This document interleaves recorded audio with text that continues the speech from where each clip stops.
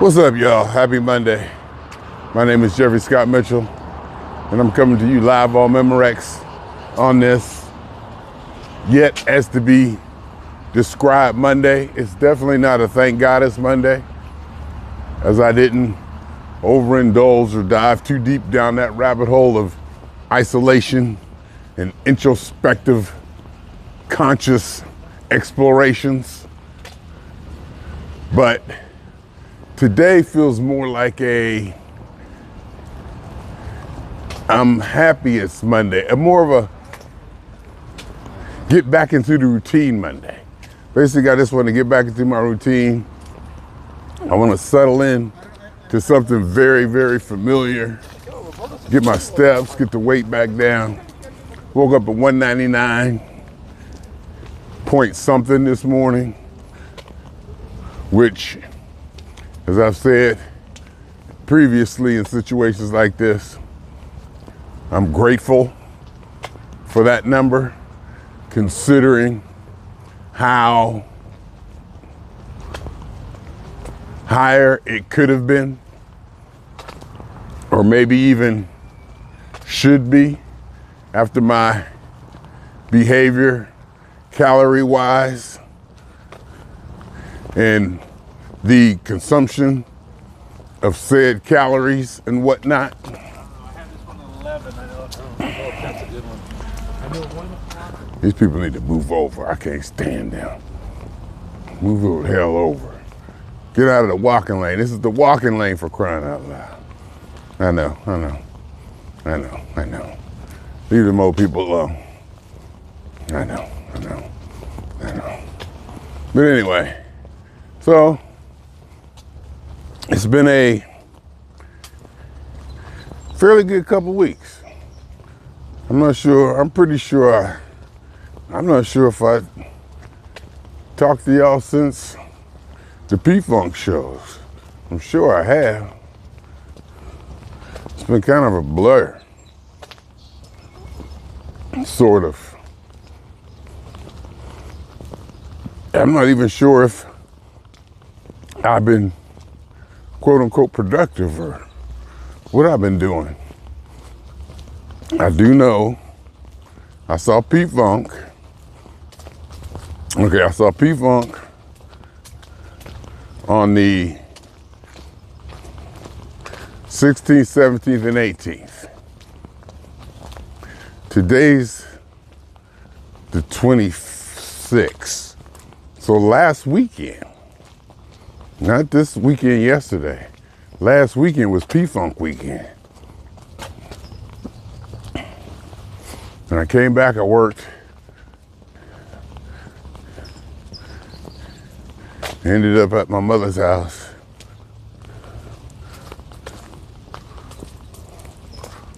Wednesday or Thursday, ended at my mother's house Thursday. Stayed till Sunday morning. Got home in time to watch the football games. That was after the P-Funk weekend before. So I've been kind of doing stuff. You know, I've been kind of moving. And when I'm moving like that, usually my dietary considerations aren't the best choices, as I gravitate to the easier, more accessible foods, which aren't usually the healthiest. I mean, it's almost like I'm getting my feet back on the ground. I really want to get my feet back on the ground. There's some things I need to accomplish, want to accomplish, as far as, you know, doing the Jeffery TV stuff and stuff with my mother and her apartment. And I got to do my taxes, but I can handle that. Mostly stuff with my mother that needs to be, that I know is going to have to be addressed sooner or later. And we might as well get a handle on it now, when it may be easier. I also saw, to deviate from, you know, where I'm coming from, I also saw where online they were posting it. Billy Bates Nelson had passed. And then somebody said that was misinformation, and they retracted it, saying that wasn't true so much.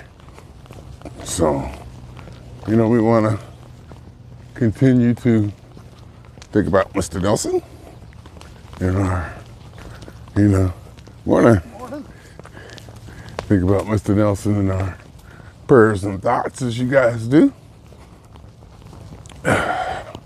I'm personally dealing with a situation with my mother that basically has me not, that I ain't gonna say is totally, I'm just dealing with a situation with my mother that kind of makes other situations seem very less significant. And that's because, how personal that nature is, how close, I am to that situation. Considering that's my mother. Not that she's in any imminent danger of dying or anything. But there's medical stuff that needs to be considered, and capacity and capability and caregiving that needs to be looked at, and to prepare for what we're all going to go through. We're all going to die. We all are. So I like to be prepared. And that's kind of what I'm doing, been doing my life and all that.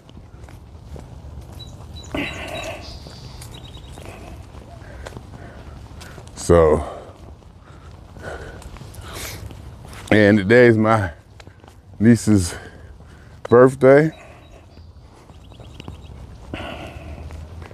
My sister's only daughter. Because I only have one sister and she only had one daughter, that means I only have one niece.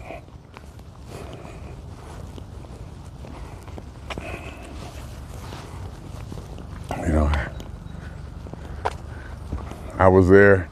I ain't gonna say I raised her. I came up, she came up. I guess I don't know how I put it.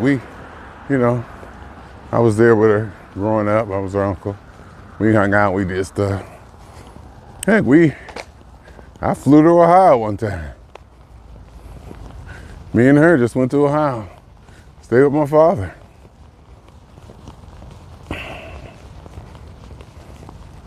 So that was fun. Her mother, I ain't gonna say her mother let me take her, but that, at a point it's like, parents be needing some time off. So they be like, you can go, it's your uncle. They may be apprehensive about their children being away from them, this or that, but I think that time to themselves kind of adjusts, what they feel about the safety of their children, to put it crudely. Yeah, I took her cross country. People be letting me take their kids. People be letting me take their kids. They let me take granddaughter. They let me take granddaughter to Cleveland Zoo, and they didn't care. They let me. I guess people trust me. I don't know. I guess that might be trustworthy. People trust me. They let me take granddaughter. I was surprised. Let me take her to Cleveland. Let us hang out. And then, of course, the major accident she had was with me. She's running around at the mall and fell and split her eyebrow open. So her first major stitches is an accident, and actually blood everywhere happened on my watch at the mall.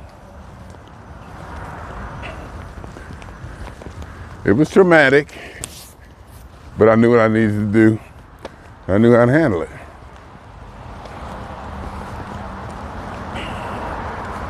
I've been trained. My mother, I seem to believe, had a lot to do with that, because I can remember her teaching us how to act in certain situations, how to, say who you are, how to call people, how to speak to people, how to ask for help, how to talk, to let people know what they need to know. Hi, I'm Jeffery. I'm blah, blah.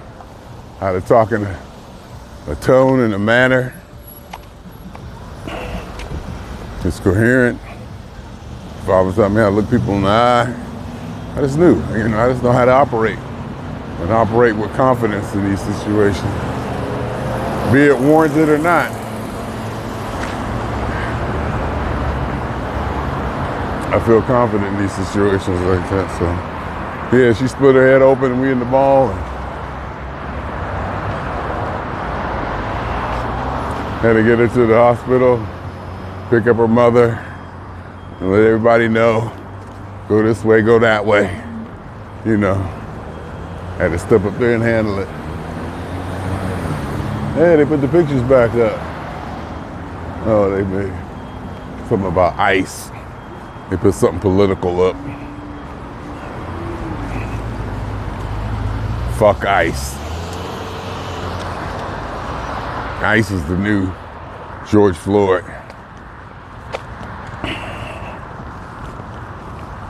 I personally can't get interested in it. Well, I mean, not interested is not the word. I'm interested in it just to know, because it's news and there's a significance to it. But you get all riled up and over this political stuff, and over Trump and all this, it just doesn't move the needle for me anymore. It doesn't move the needle for me anymore. I just, whatever, because basically, I'm gonna do what I want to do anyway. I mean, that's the rough way to put it. And it's not like I'm gonna go out and break laws or, do this, do that, or anything.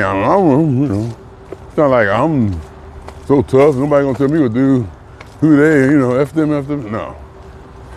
I just know how to work whatever system they throw at me to get whatever I want. And usually, that incorporates or takes in consideration the people and things, everything, and the things around me. So there's a harmony. I just don't get what I want. A large proportion of the things, the people around me, I also try to implement a bit of satisfaction for them, or they get, free trade or harmonious existence or trade or exchange. Hey, you. I see you. I know, huh?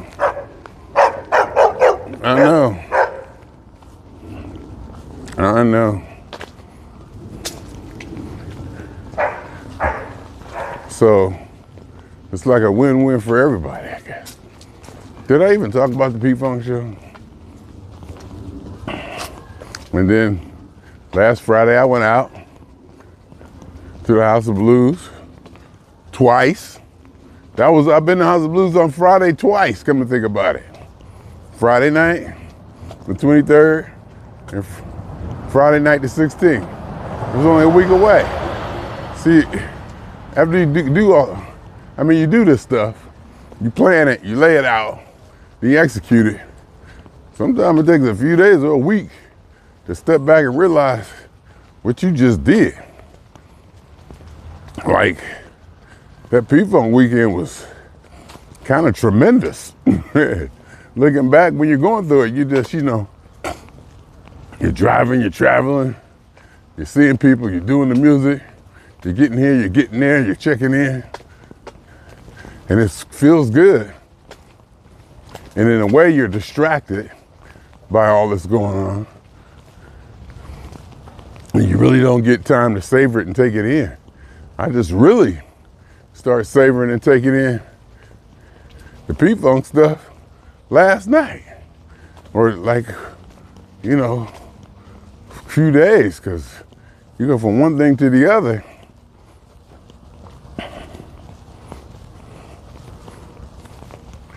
But I did have Monday off. We did have Martin Luther King's birthday off. But see, after that, you know, P-Funk weekend, Friday night, Saturday night, Sunday night, drive back from San Diego, get home like at 3 o'clock in the morning. You know, you ain't going to sleep till 4 or 5.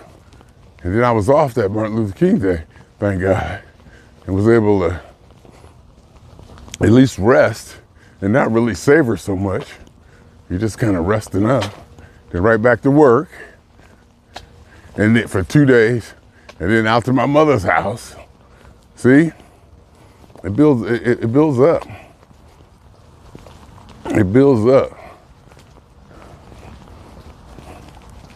It builds up. And then my mother wanted me to come out here and see her more and more. We're gonna have to figure something out about that.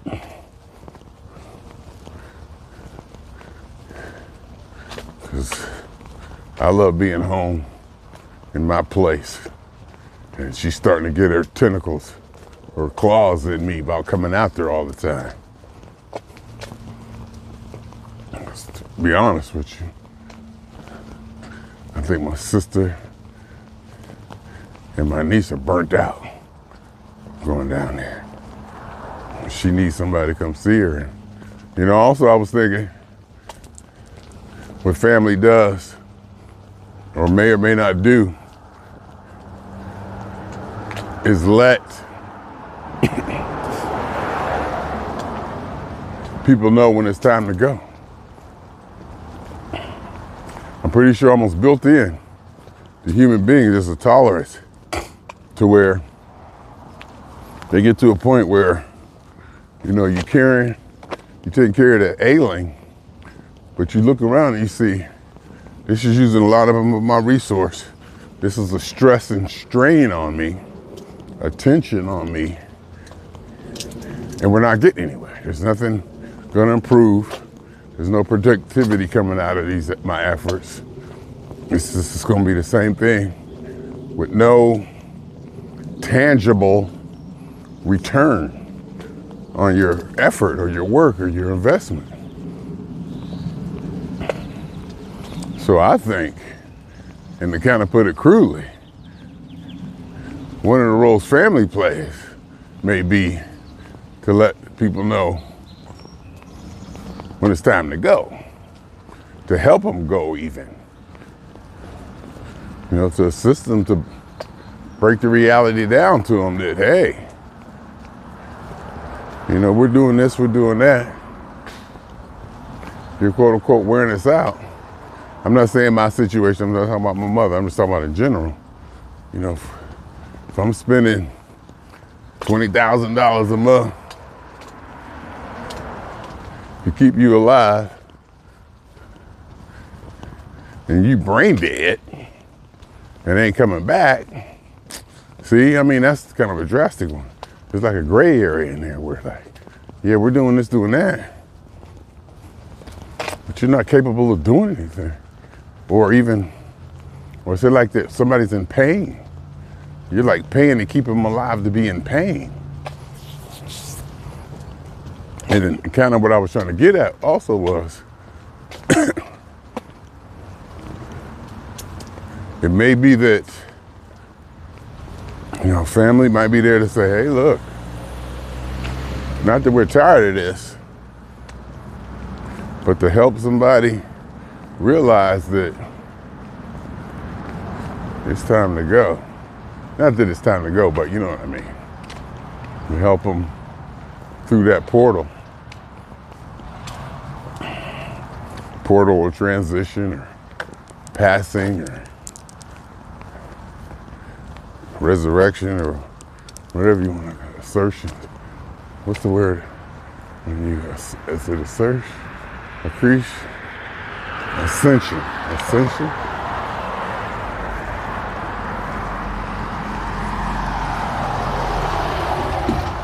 Because you look around and you say, this ain't going nowhere. And we're pumping all this money, resources, and effort into something that ain't going nowhere. It might get to a point where you realize you're going through it's a losing cause, if you could say that. You know, it's a losing cause. Sorry. You know, maybe people need to be helped to realize, hey, you're done. You know, you're done. Like, and it becomes, and I'm not saying in my case, with me and my mother, and my family and my mother, necessarily. I'm just trying to point out drastic and not anecdotes, but drastic hypothetical situations to help clearly point out the point I'm trying to make. You know, some people are gonna say, no, you keep them alive as long as you can. You do it everything under any circumstances.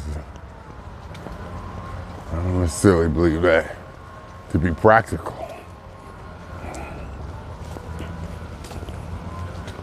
So I was thinking that it may be family. You know, when family gets so burnt out or worn out or out of it or this or that it starts to wear on them and they can't continue to support this person or that situation.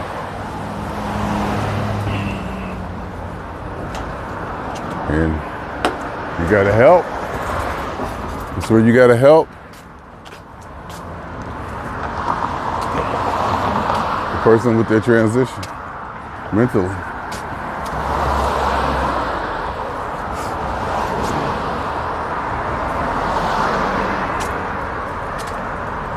Because you'll find yourself getting caught up, burning energy and resource just to appease someone who's in that, you know, situation.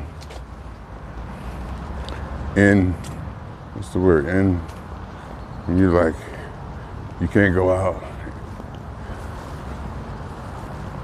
You can't move in a situation, and this whole person's life becomes so limited. And the scope of it becomes just hard to get excited about certain things. Invalid. I think invalid was the word. Or it becomes invalid or incapacitated. Like I said, I'm not talking about my mother necessarily. But because of her situation, she's going in that direction. And we just got to get stuff ready. That house is a mess. There's things going on. Well, it's not really a mess. For me, it's a mess. For what I consider a mess. Because we was talking yesterday, you know, they had a big snowstorm back east, and shout out to the snowstorm. Everybody posting pictures and stuff. It was really cool seeing everybody all across the country. Like I say, from Maine to Missouri, people posting pictures. My daughter posted pictures she got out there and shoveled snow. And my ex-wife and everybody, cousins, posting pictures of their snow from back home. It was a big one. Everybody was excited, and you know, the news and stuff. I was even tracking it a little bit, you know. People couldn't open their doors, this or that. It's fun. And I think that's part of manhood or life and being human and mankind, how we, through social media, can share this experience now. There's stuff like that, stuff that happens, and we can share it across the world in larger regions on social media and participate in, the big snowstorm. That was fun. I really enjoyed it. I'm out here in this. It was 54 degrees. We consider that cold. Down to maybe 50 degrees out here. That felt cold. They was down to like 9 and like wind chill -10 and got like a 1.5 feet of snow. Well, maybe a foot and 12, 13, 14 inches of snow. And everybody snowed in. Human beings sharing that. That was fun. That was good. So, you got to look up. And it may be part of the whole human transition is, when they see their own family not wanting to continue or participate, or burnt out, or just can't do it anymore. Just, because it definitely, there's a point where I've just thought about that. My great grandmother and, people, older matriarchs in our family just get old and lonely. Nobody's there anymore. And it's kind of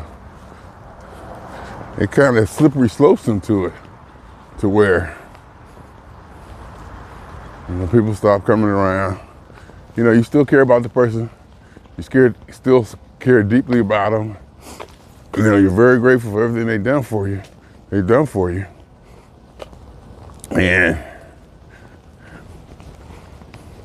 But it may get to a point where you say, I don't see why this needs to continue. I mean, not to laugh about it, but you get to the point where you say, why are we doing this? What's the purpose? What does this serve? And if you're hunter-gatherers or earlier hominids who are concerned about survival and living and being eaten by other animals, to have to take care of someone completely is a liability, and it can put your own life in danger. Or resources and this and that need to be utilized or used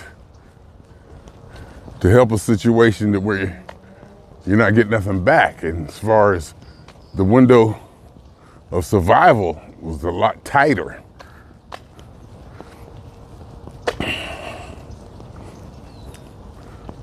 Today's my niece's birthday. I'm seeing the family send out shout outs to her, little, message notifications. I probably could stop and read them, but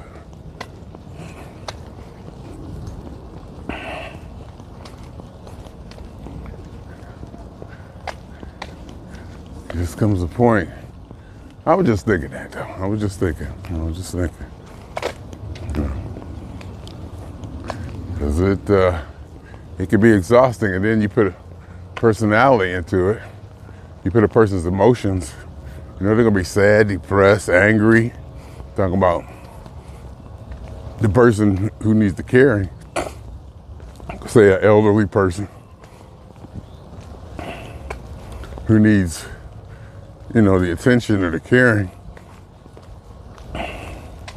They're gonna have attitude. They may come up with attitude, have this, have that, not be happy, and not be in the best of mood sometimes, and may not respond, quote unquote, appropriately. You really can't blame them, because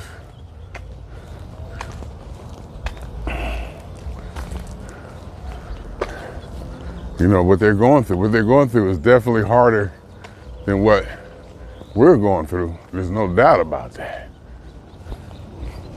But that doesn't mean that what we're going through is nothing. It's because, you know, they definitely got it hard. It's definitely more difficult. It's definitely a situation that, you know, you would rather not be in, you know, to put it, you know, some way like that. But it's not easy. It's not mutually exclusive, you know. Both sides can suffer. It's not who suffers the most wins. Both sides could quote unquote suffer or be going through something. And just because the person needed attention or having physical challenges, still.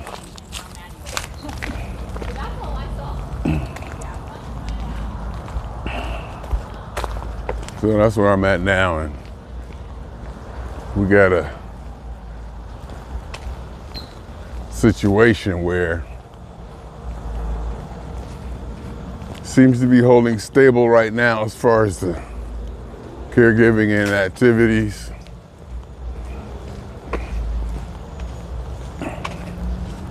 And my mother's is basically starting to pretty much not demand, but to state, you know, she'd rather, you know, have time with me and my sister and nobody else because of her speech and limitation of speech. She just wanted to sit there and watch TV.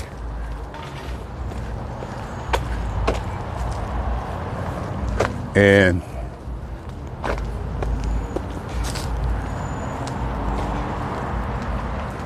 I don't want to say that I can't stand it, because that may or may not be true, but it's close to that.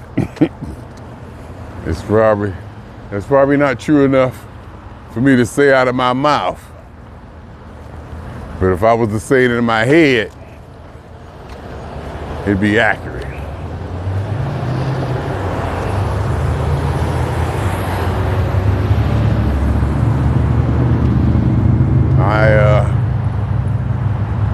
Sitting over the other day, I was thinking to myself, I can't stand this. I want to go home. I want to go home and be in my apartment, in my space. Oh, somebody took the pictures and did that to him. Oh, see the pictures?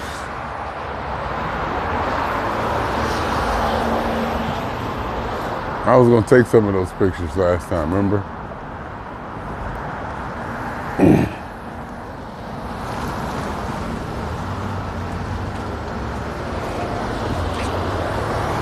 Remember, I was gonna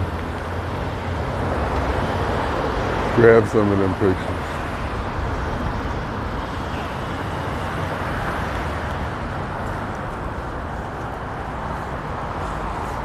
At least one of them. Take them home and put them on the wall. I would.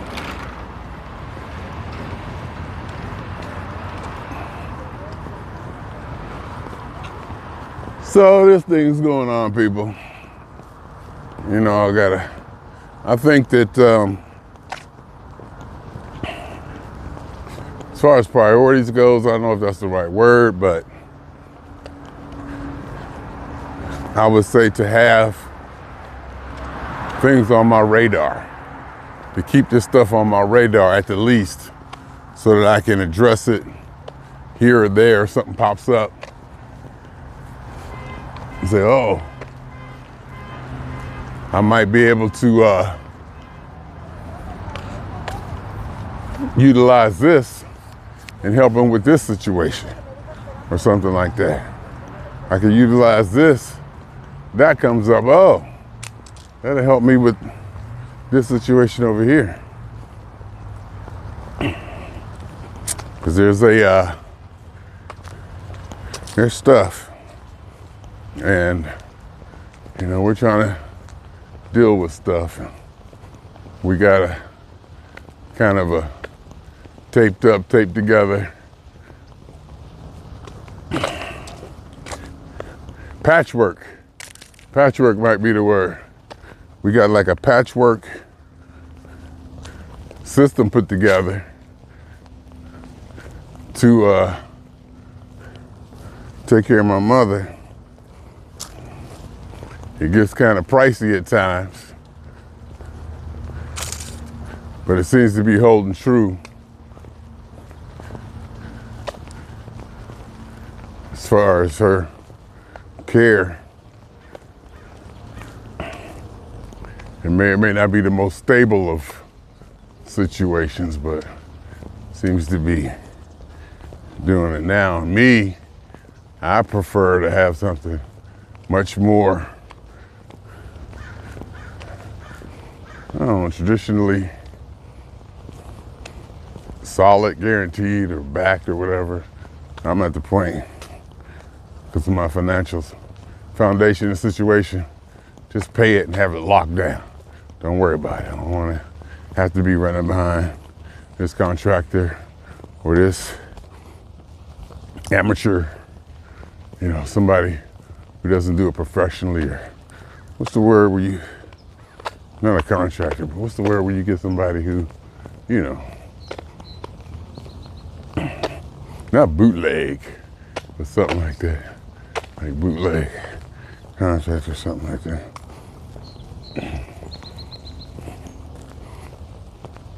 But, you know, just things I'd like to see taken care of around the apartment house. And you got so many different people coming in that nobody takes ownership of things. Somebody just come in and drop a box thinking that's somebody else's responsibility.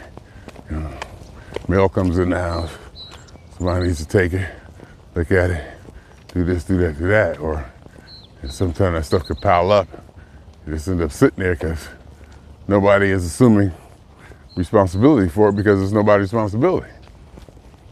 And I think ultimately it comes down to being basically me and my sister's responsibility. That's basically what it's gonna come down to.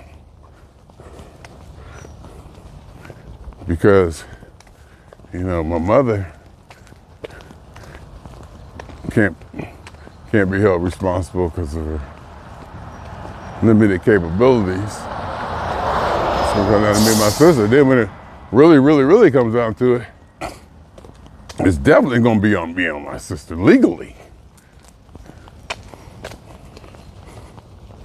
And probably ethically and morally and everything.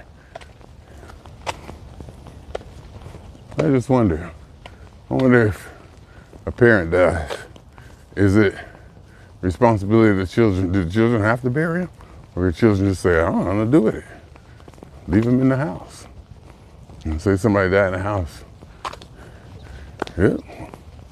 You know, is the family or kids responsible for handling that situation? Or they could just say, yeah.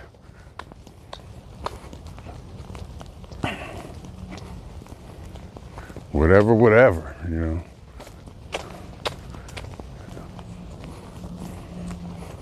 Like if there's a will or probate or bills need to be paid or property, all that. What if, you know, the kids just walk away from it? Not that, you know, that's what we're gonna do. I just wonder what the legal, official stance is on that.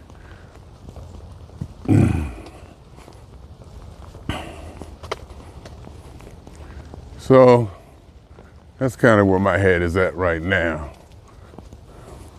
Probably even more so than the funk and stuff. And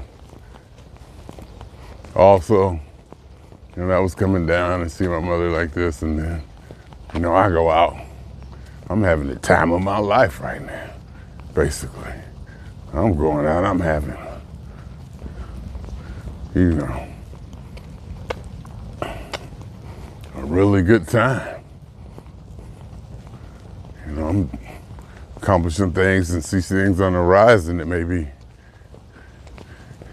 not legendary, but you know, significant in the experience of Jeffery Mitchell. I'm doing some, you know, traveling and,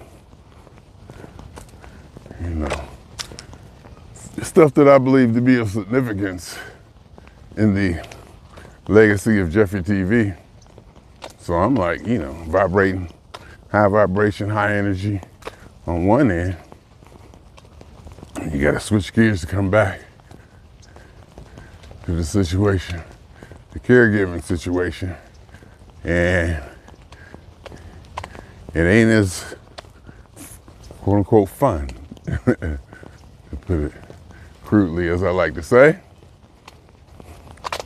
It's not fun. So, and Friday, my last call of the day, my nemesis calls. There's a particular lady at work who it's been acknowledged. The way I put it is her frequency and vibration does not collaborate with mine.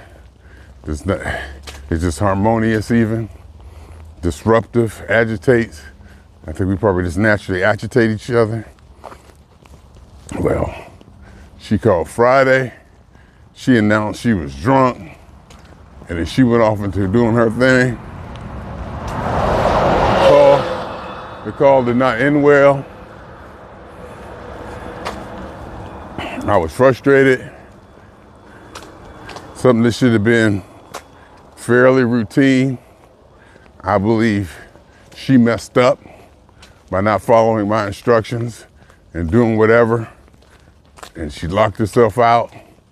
And then I needed information off her computer, and she was incapable of pulling that. And she started panicking and whining. And at a certain point, I all but checked out and was looking for a way just to get out of it. And I guess she, and through my silence or whatever, however I did it, she got frustrated and hung up. First thing I did was call my boss. Sent a message to my boss. Just had a call with so-and-so. They are familiar. I've told my boss before about this person. I think other people have complained, quote unquote, complained about this person. And from now on, I'm done.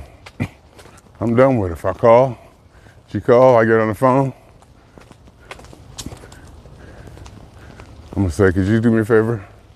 Hang up and call back. Or I'm gonna transfer you. So I'm not dealing with them anymore. I'm not gonna deal with her anymore. I think it's kind of turned out to be obvious, and it's shown that, you know, that me and that person just don't get along. And I believe that my history and my career there warrants or justifies me playing the excuse me card. I think I put enough in and did this and did that to where I could just say, hey, no, I'm not trying to deal with that. Not trying to deal with that.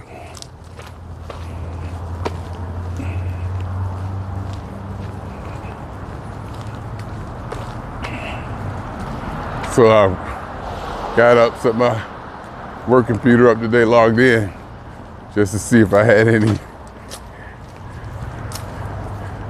emails or meeting notices from my boss. Because, I mean, let's face it, I like getting in trouble. I mean, let's pretty much face it. I'm used to getting in trouble. Part of me responds positively to getting in trouble.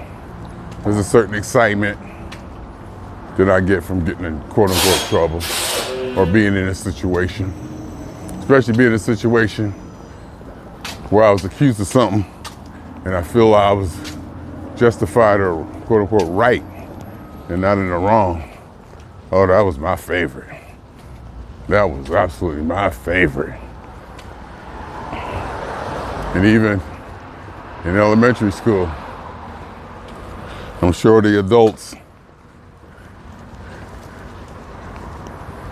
with the responsibility in the situation and with me could see it in my face that I enjoyed it. And I knew situation and be like, and see the situation and be like, this boy, he's just kind of sneaky. Not sneaky, but you know, I know my thing. I know my stuff.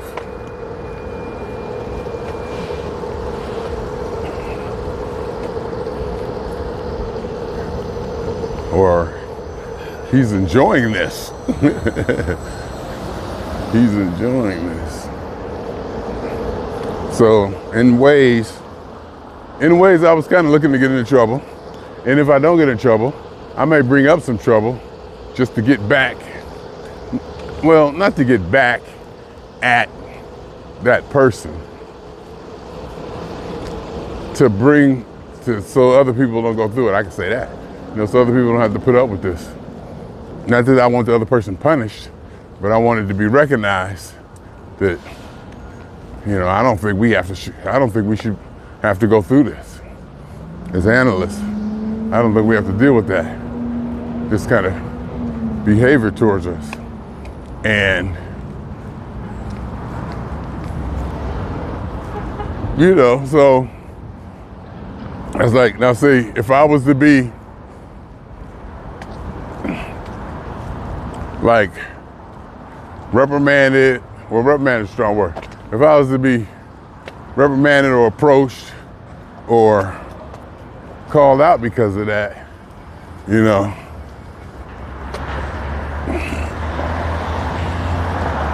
and I would be put in a situation where I may get dinged or hit up for some kind of, you know, negligent act or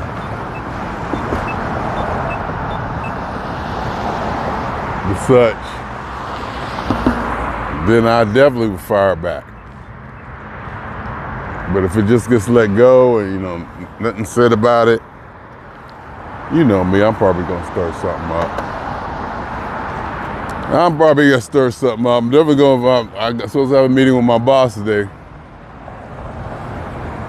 All right, our weekly meeting. We'll definitely talk about it, I'm sure. I'll bring it up. Because I told her, my boss, I probably crossed the line. I told her that I did. I told her that I probably crossed the line.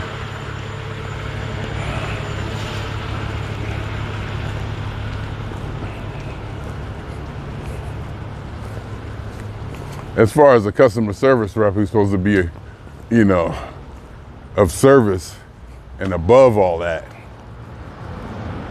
technically and officially, you're supposed to be the bigger person the whole time and never break character and never, but no,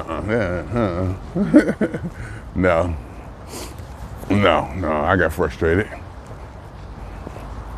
I got frustrated for sure.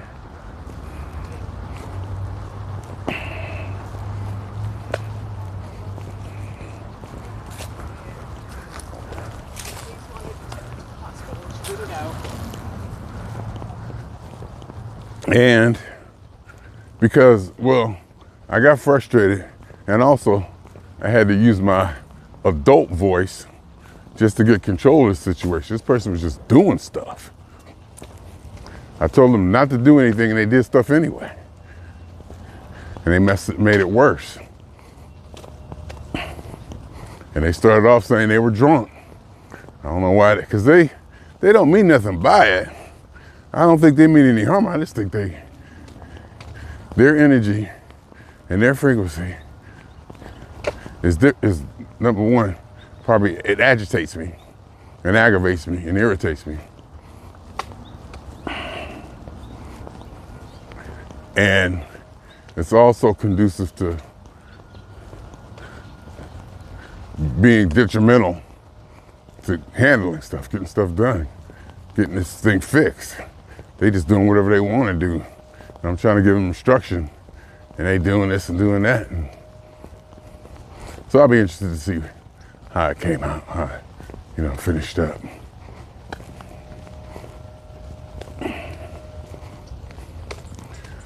So I had that on my mind, and stuff with my mother on my mind. And nothing major. Stuff I got to step up and take care of. Stuff I've been wanting to step up and take care of stuff for a long time. Music, my websites, just having recording sessions, just building this, doing that. And I'm probably making progress towards that maybe in a roundabout way or a sluggish way. Because underlying just about everything I do is a push towards the legacy of Jeffery TV.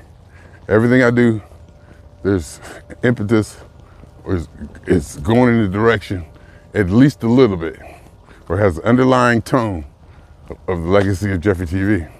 Everything I do, it's about my every waking moment. It's built in, it's inherent. And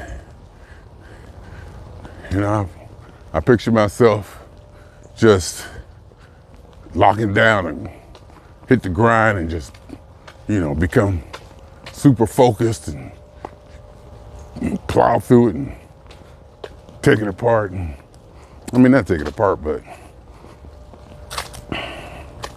just, be fully focused and dedicated. And I'm not. I'm just kind of,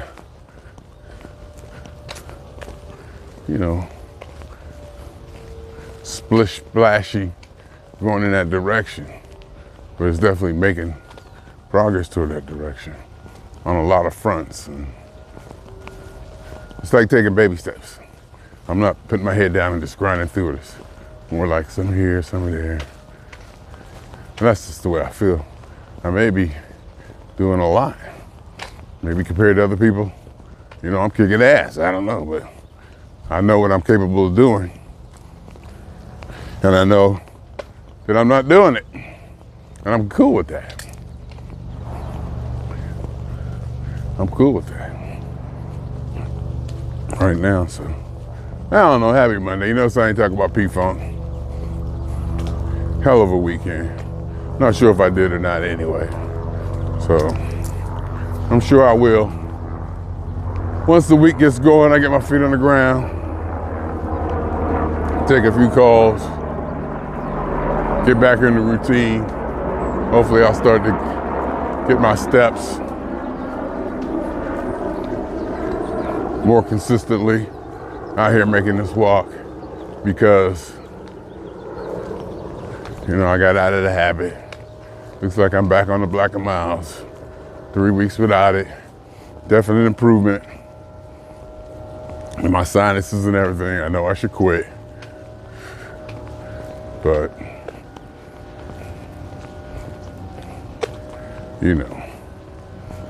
we're human.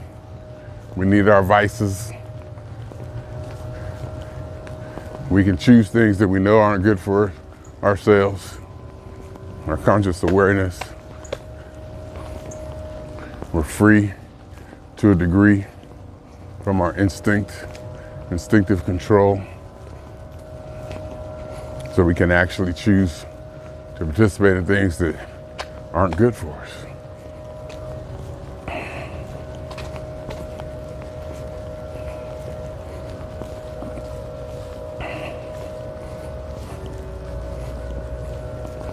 And Black and Miles is my thing. And it puts me in a very,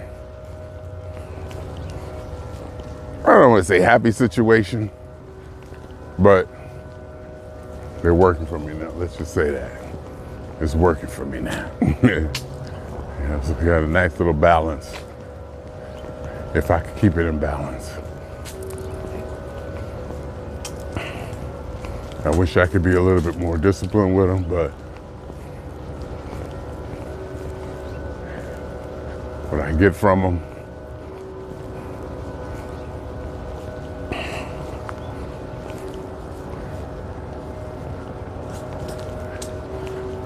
the return, the joy, the satisfaction, whatever you want to call it,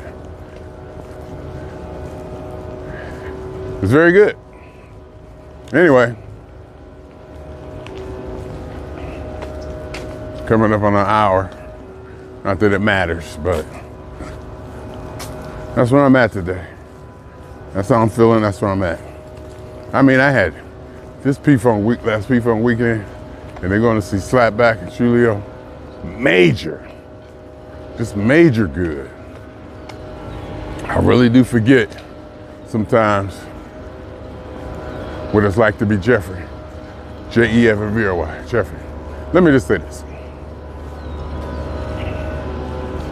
I heard my name, Jeffrey, called from the stage twice in the last week, since last Friday.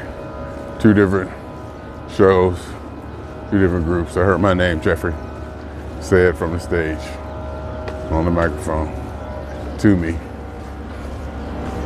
directly. So, and that's something that I may have, it's something I definitely evolved to be not accustomed to, but you know, it's not so shocking anymore. But still, that even, you know, touched me to hear my name come from the stage on the mic. 2 times, 2 different shows, 2 different settings. Same place, both the House of Blues, one in the big room, one in the little room, but, you know. Anyhow,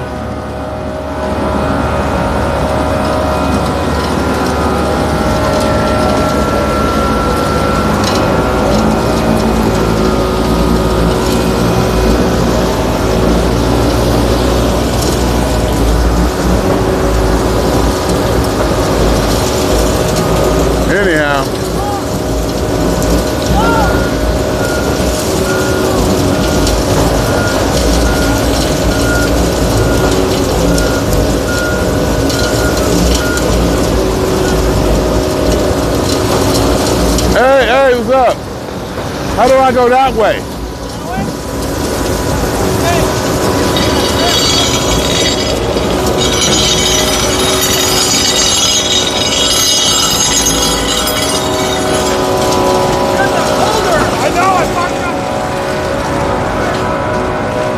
Did y'all see me? I was in the construction zone.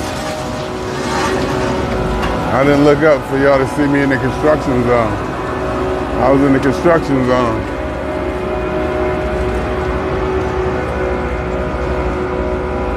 Anyhow, yeah, I'm going to get Black and Miles. This is the Black and Miles route, and I should hold off until Friday. I shouldn't get them, but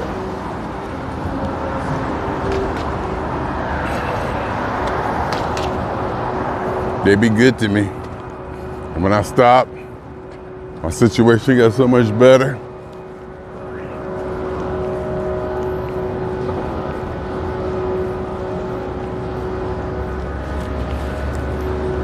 With my sinuses and stuff, and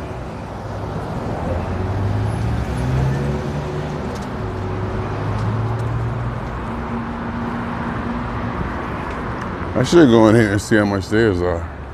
Instead of always going to the 7-Eleven. I should go in there and see. I don't know why I was going to 7-Eleven. Let me go see. I'm gonna go see now. Anyway, swinging on y'all 2 times. For me, for the phone. And for every elementary particle that's ever existed in any atom, in this or in the universe ever was, is, or will be. The totality of it all. Theory of universe. Hypothesis of all as one. My name is Jeffrey. My name is Jeffrey or something. Bueno,